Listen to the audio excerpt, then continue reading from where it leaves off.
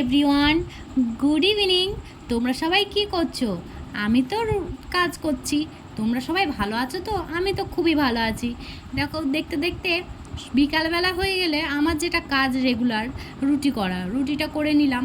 রুটিটা করার পর আজকে আমার মেয়ে খেলতে যায়নি, তো ওর খুবই মনটা খারাপ।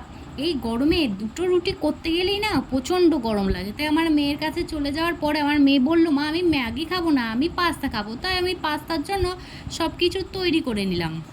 রেডি করে নেওয়ার পরে জল গরম করতে দিলাম। তো পাস্তাটা তো সিদ্ধ বসাতে হবে, সিদ্ধ করলাম। এবার আমি অল্প তেল দিয়ে পাঁচফোড়ন টাচফোড়ন দিয়ে, বাচ্চা মেয়ে খাবে তো ওই জন্য হালকা করে কোনো মশলা না দিয়েই পেঁয়াজ আদা রসুন দিয়ে অল্প করে মিক্স করে নিয়ে পাস্তাটা আমি বানিয়ে ফেললাম। তো আমার মেয়ে পাস্তা খেতে খুবই পছন্দ করে। কার কার পাস্তা খেতে ভালো লাগে বলো। এবার সন্ধে হয়ে গেছে, এবার সন্ধে টন্ধে দিয়ে দেওয়ার পরে আমি প্রত্যেকটা দিন গোপালকে সেবা দিই। তো গোপাল সেবা দেওয়ার পরে আমার মেয়ের জন্য পাস্তা যেটা বানিয়েছি সেটা নিয়ে চলে এলাম। আমার মেয়ে তো গরম খেতে পারে না, ঠান্ডা। এই দেখো আমার মেয়ে বলে দিল ভালো হয়েছে, বাই বাই তোমাদের।